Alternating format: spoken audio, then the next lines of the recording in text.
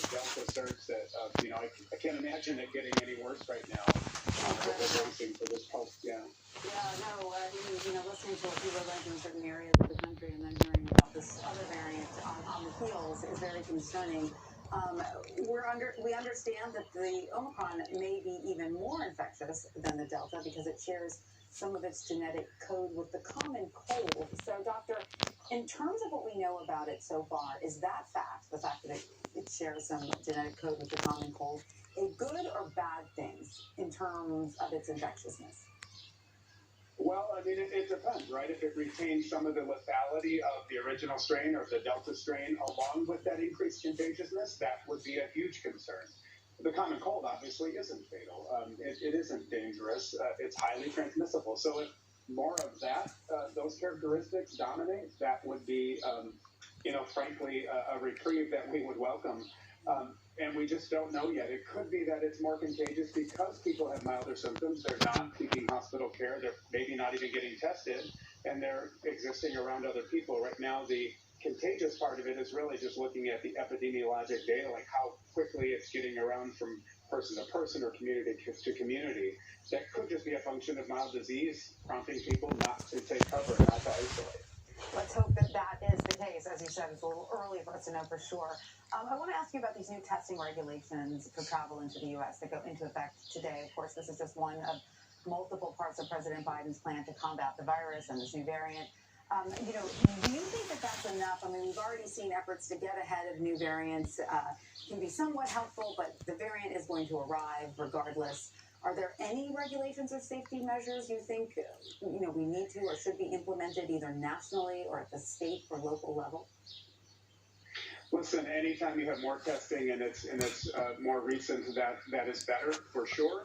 I've been an advocate of vaccine mandates for all manner of activities. I don't think you can mandate vaccines for every individual just to exist, but you can certainly tell people, you can't go on a bus, you can't go on an airplane. I mean, flying domestically, right now we have 100,000 cases a day, and we're requiring people to have certain testing to come from other countries that maybe don't have it as bad as parts of our country. But we're allowing people to travel across the country from place to place.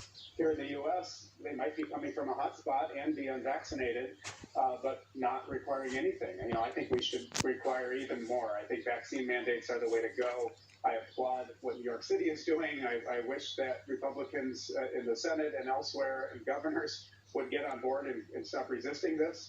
We're just trying to save lives. We're trying to get people back to normal as fast as possible. Right. Can't do it without people getting vaccinated. So it comes down to the fact that if you don't want to get vaccinated, then maybe go live in the forest or someplace where you're not interacting with other humans. Because at this point, in order to interact with other humans, you need to be vaccinated.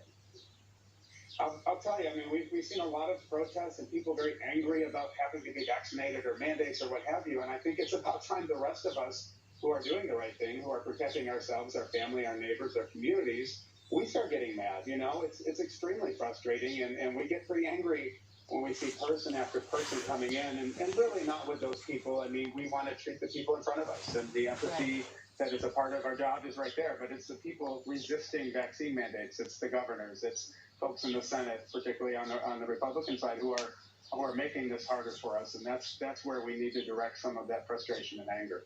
And the healthcare workers who are on the front lines, get hit the hardest. Well, Dr. Rob Davidson, thank you so much for joining us. We certainly appreciate it. Thank you. President Biden will speak with Russian President Putin tomorrow in a high-stakes conversation about a potential invasion of Ukraine. Over the weekend, U.S. intelligence officials said an invasion could come as early as January. The Kremlin refutes the claim, saying it has no intention of invading and is conducting military exercises at the border. CBS News correspondent Ed O'Keefe has more from the White House. In terms of our concern, we're very concerned. Defense Secretary Lloyd Austin says the U.S. is prepared to defend Ukraine's sovereignty. Kyiv is ramping up its military defenses as a new U.S. intelligence report shows tens of thousands of Russian troops amassing at the border with Ukraine. U.S. officials like Secretary Austin now warning this could be preparation for an actual attack into the Donbas region of eastern Ukraine. We remain focused on this. So what happens if Russian President Vladimir Putin invades Ukraine? President Biden is working through several options. What I am doing is putting together I believe will be the most comprehensive and meaningful set of initiatives to make it very, very difficult for Mr. Putin. On Sunday, Republicans and Democrats agreed. Ukraine needs strong U.S. support. If Russia does decide to move further into Ukraine, it would be a mistake of historic proportions for Moscow. We must prepare for the worst. I do think that President Biden needs to be very clear and very strong in his message to Vladimir Putin. White House officials say direct dialogue between the two leaders is essential at a time of high tension like this.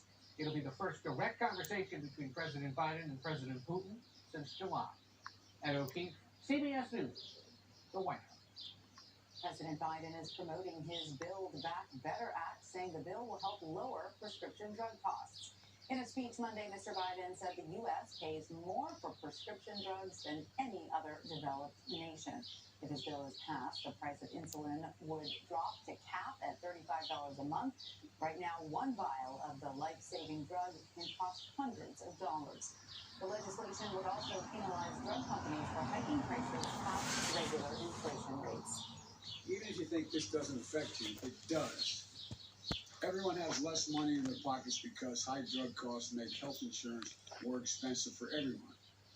There aren't a lot of things that almost every American can agree on. But I think it's safe to say that all of us, whatever our background, our age, where we live, we can agree that prescription drugs are outrageously expensive in this country. It doesn't need to be that way. The January 6th commission is postponing depositions with former President Trump's national security advisor, Michael Flynn, and Mr. Trump's personal assistant.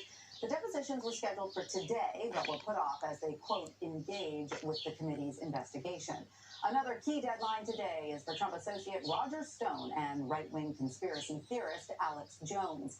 They, along with several others, have been subpoenaed to produce documents to the committee. They are expected to be deposed in mid-December. The question is, will they comply with their subpoenas? And comments from one committee member reveal we may soon know a lot more about the events of January 6th. Republican Liz Cheney offered hints about what is coming in the new year regarding the investigation. We are making rapid progress. We anticipate next year we will be conducting multiple weeks of public hearings, setting out for the American people in vivid color exactly what happened every minute of the day on January 6th here at the Capitol and at the White House, and what led to that violent attack. I want to bring in Anthony Adragna now. Anthony covers Congress for Politico and is the author of the helpful article series, Congress Minutes. Hi, Anthony. Welcome. So from the Congresswoman's comments just there, it sounds like we could get a lot more information in the new year. What are you hearing about that timeline? Yeah, it's really interesting. Those comments from Congresswoman Cheney really kind of offered the first hint of what the committee has planned for next year.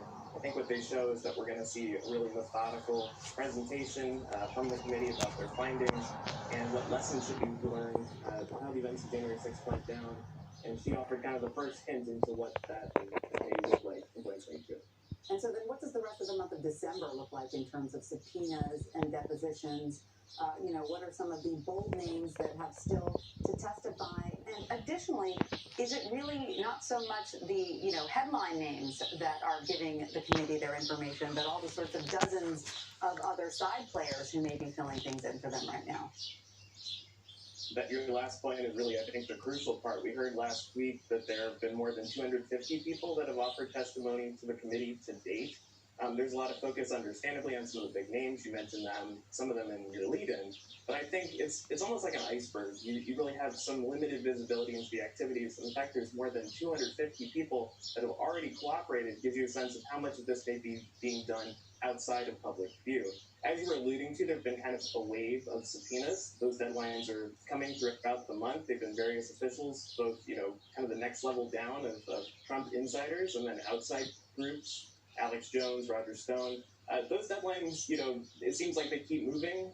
So I wouldn't be surprised if we see that happen again as people continue to engage with the committee to decide whether or not they're going to comply or if, exactly how they're going to approach these subpoenas. And why did the committee, do we have some more insight into why they gave Mike Flynn and Trump's personal assistant those short postponements for